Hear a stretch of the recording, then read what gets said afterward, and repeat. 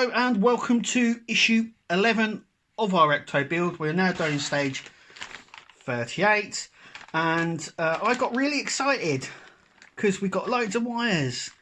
So we're going to be doing something, and then I realised, no we're not. So let's just get into it. So like I said, I got all excited. We got all these bits.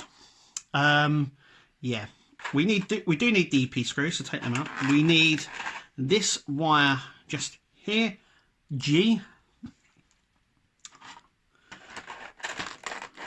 and that's it. Yes, that is it.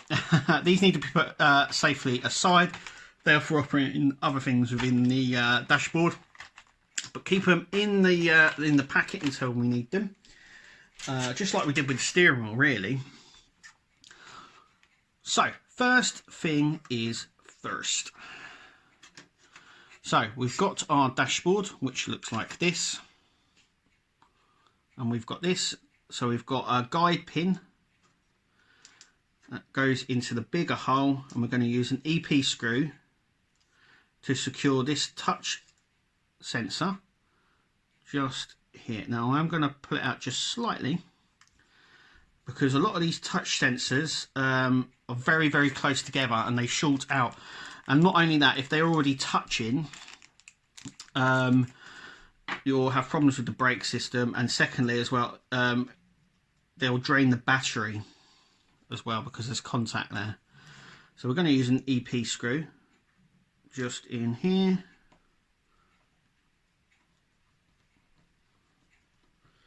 Just to secure this in place, just like that. Next, we are going to place our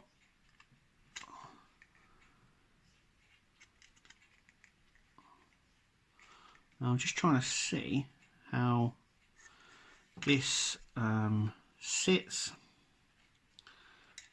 Okay, so this sits just like so. So it's always good to get a bearing on this.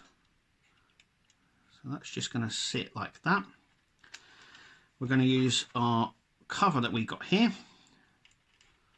and we're going to use EP screws on either side of there to secure that in place. And then what I will do is I'm going to sort this wire out, because as you can see it's not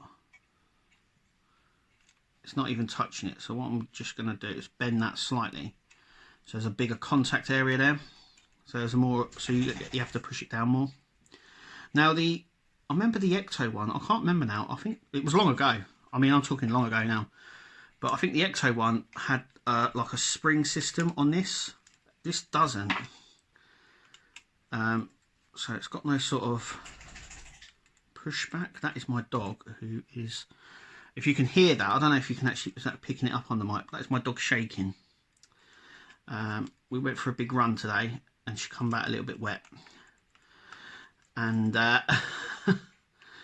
and she's continuing to shake and cover our front room in, well, everything. So there we go. There's like that. So as you can see, if it's just resting, it has to be forcibly pushed. I don't know if you can see that. Let's do that. Yep, so all I've done is bent this slightly back. So even with it now, you have to really push down to make the contact. I'll try and show you that. There we go. Yeah, where before that wasn't bent like that, but obviously I've bent it up slightly so it makes more of a contact action. And obviously if it sits back, it's fine because it's going to hit it, but it does mean that I don't know if that's bringing it up, but it does mean that there's more, you have to push it down a little bit more, and I like that fact that we're doing that. But that